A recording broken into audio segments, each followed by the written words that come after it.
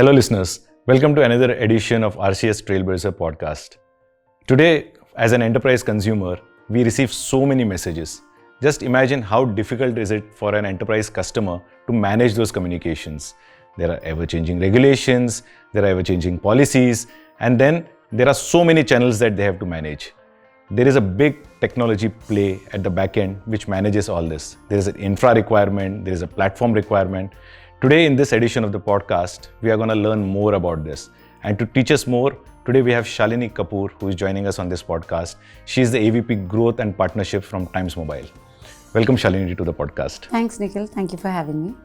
Shalini, I cannot resist myself asking you, 20 years in Times Mobile. That's a very long duration, especially in this era. Has there been a wow moment that you have experienced in your journey which has helped you stay as you are and build your journey more strongly?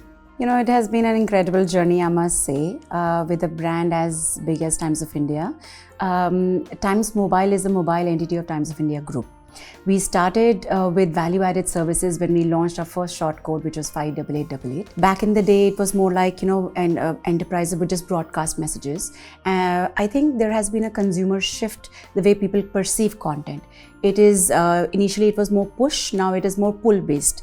I'm wanting to perceive content in a certain way, to have a multiple experiential layer on the content. So I think that's really interesting. What shaped my perception and, this whole journey was how we catapulted from a value-added services to an enterprise-driven where we are dealing with multiple clients was what was interesting. Okay. So in this role, you are responsible to select partners, right? So what decisions before selecting a partner, what are the things that you look in a partner to ensure that this helps Times Mobile in their journey with their customers? So, where I am, I handle partnership at the operator level, at the technology platform level, also at the enterprise level.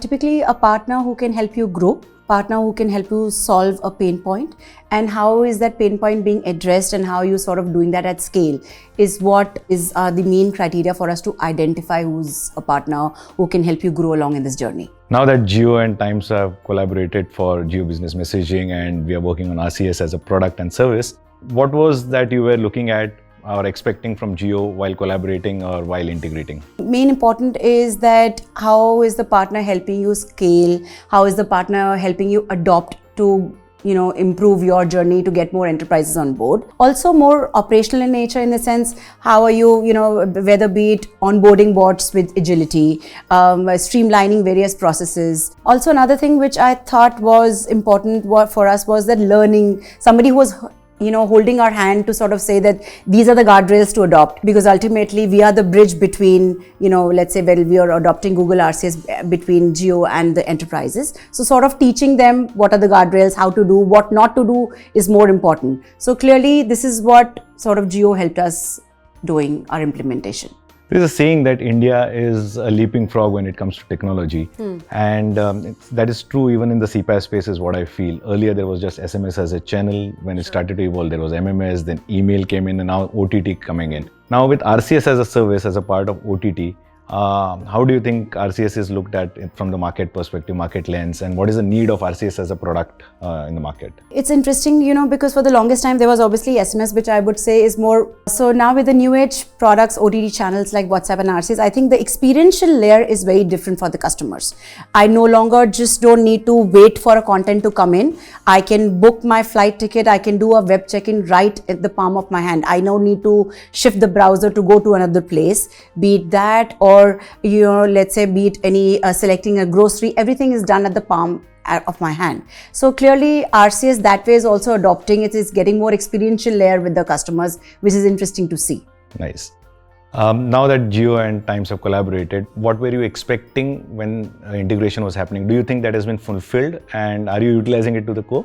I would give it to Jio team for sure that there's been a lot of sync up between the product, tech and service team. Ultimately, you need a team who is ready to stand by you, who's had your back, and that even at the VRs or a peak traffic, they're handling all that. So I must say we've had a very good rapport and a very good support from Jio team, and they've helped us through the learning curve.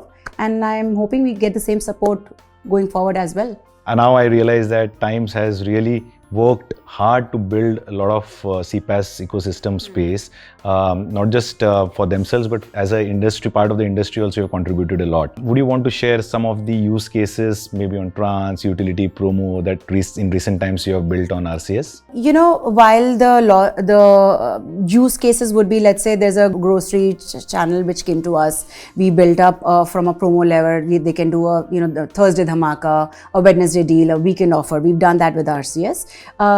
One of our internal group companies also, from a subscription model, they were not really getting good response on SMS. So we helped them, let's switch the journey to RCS. What typically happened was we saw there were more CTRs happening, which led to the membership revenue going up for that particular channel. So it's been a good journey for us. And also now I'm saying that more and more clients are looking forward to have the new age channels just to give a better experience layer to the customers. I believe when you were collaborating with Jio, you had some things in your mind. Like you said, there are some protocols which you go through when you select a partner. Now that the collaboration is done, how do you think it went, and are we able to deliver what we had promised or what you were expecting? Pretty much. As a partnership, you want somebody who can hold your hand to take you through in this journey. So I think Jio really helped us. Jio product tech support team were very supportive in helping and doing a regular sync up with our technology and service delivery team. Because what is important is also to know what to do is what everybody does. What is important is what not to do. I think over there we've had very constant support from them, whether also could it be in the form of new product launches, new feature launches. So yeah, it's been a good journey. Well, as a head of Jio Business Messaging, it's a very nice thing to hear. Thank you for that. Would you want to share your experiences on the implementation journey as well, how it went from start to end and how easy was it? Because what I feel is there is a lot of hesitation in the market when it comes to changing a partner or upgrading an infrastructure or trying out new things. So what has been your experience? Once it was decided that we needed a partner and Jio was finalized, we got our agreements executed. Post that, it was, I think, the teams pretty much did the job very well. The service delivery and partnership team worked together. There were regular sync-ups. There were timelines set that we will roll out in the next period of time. And I think they did a good job on that. Now that you have gone live and you are bringing a lot of great customers onto RCS, you're onboarding a lot of new use cases. Is there any specific unique use case that you'd like to talk about? We've had cases in there's a good adoption in fintech, e-commerce, like one of the retail store promotes their Thursday Dhamal offer or weekend offers, they do that. Amongst all others, I think one of the very interesting property that we have, which is our own internal property, they sell their subscription. So for their acquisition journey, RCS has really helped because SMS was not giving them the conversion rates. Once we gave them this education of how to use RCS on a particular use case, we saw that, the CTRs went up, the conversions went up, and therefore the membership also, and hence the revenues also went up. So it was quite interesting to see how this sort of paved the way.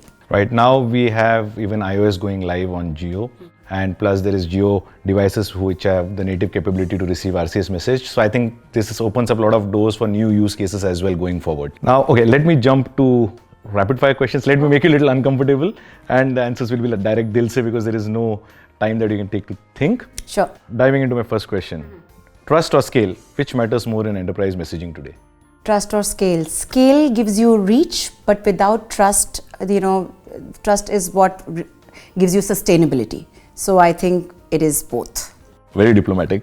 Automation or human touch, what builds trust? I would say automation for sure, but with a human touch. At the end of the day, at an enterprise level, there is a person who's listening to your queries. So I would say it's again a combination of both. Open rates, is it a ego booster or it's a real KPI? It's a vanity metric. You may have a 90% open rate, but what if there's no conversion? It's of no use. So ultimately, it is all about what is it getting it to you. So more like conversion is important. In fact, this is something we have been trying to tell a lot of enterprises when we happen to meet over calls or interactions in some event, that don't run behind open rates, because open rate actually doesn't convey anything. The real value is when the conversation or engagement builds in. So you rightly mentioned. Bulk messaging or conversational messaging, where's the real growth? Conversational messaging. One word to describe the future of enterprise communication? I would say trusted. Because now brands want to know and they want to have an identity which is carved out as a trusted identity rather than just a message that they get. So yeah, more trusted communication. Okay. The biggest mistake enterprises make while adopting to new messaging channels. I would say just adopt the channel for the sake of it. I mean, just because it's a trend, people do it. It should be more thought of what customer journey, which user segment that you should try with, and not just follow the bandwagon. One messaging trend that makes you say, finally. It would certainly be two-way communication. Now, finally, there is not just one message, there could be multiple iteration and action on that single message in the same message. So it has to be a two-way messaging. I have a question which is slightly off the topic right now, but it's more like an eye-opener for a lot of enterprise customers who are listening to this podcast. From a partner's perspective or from an operator's perspective, for RCS to grow while the technology is evolving, what do you think is their expectation they should have from their service provider or an operator? Shalini, today we see that every messaging channel has created its own niche space. For example, if it's a promotion, it goes through an X channel. If it's transactional, it goes through a Y channel. So how critical is the need to secure a GSMA-compliant RCS platform if we want to make it a transaction-first channel? When you're dealing with transaction-led messages, they are very critical. They are either OTP-led messages or they are your payment-related messages. So the need to have it in a very secure environment is a no-brainer. So therefore, when customer asks us that, now that should we do RCS, they don't talk about the features. First thing is what they ask is that, is this stable? Is this secure? So I think the GSMA protocol was more like a prerequisite and not a good to have feature. That was like a given that this had to be there. Only then customers were getting the confidence that now they can use this channel because they know that the data is secure. Any advice you'd like to give to enterprise partner who are seeking times as a partner, as a service provider? For enterprise clients, I think they should start, and they should start somewhere. It's not necessary to do the entire stack, build your entire stack in day one. Start with one journey, see how the response is, see what are the conversion metrics which are coming in, and then gradually increase. That's one. Number two, I feel that, it should be an omni-channel strategy that enterprises should build.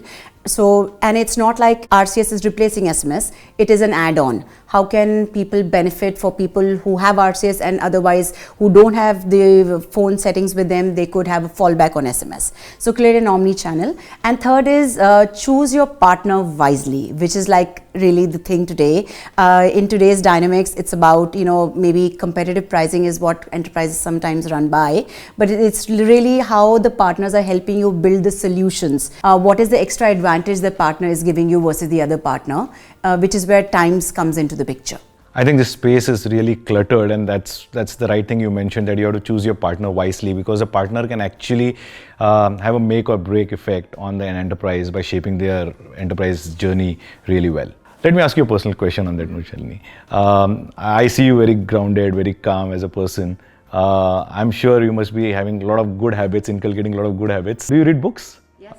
Why don't you tell our listeners about your last book which you read, or your favorite book? I would go to my favorite book would be Atomic Habits by James Clear. What I like about is that these are small changes that makes a momentous change over time. It says that 1% change every day, you turn out to be a 37x person at the end of the year. And clearly, it's a self-help book, but otherwise also even in your day-to-day life, or rather if I would stitch it in RCS messaging as well. What it is today has taken a long time. It's happened over the last whatever X number of months.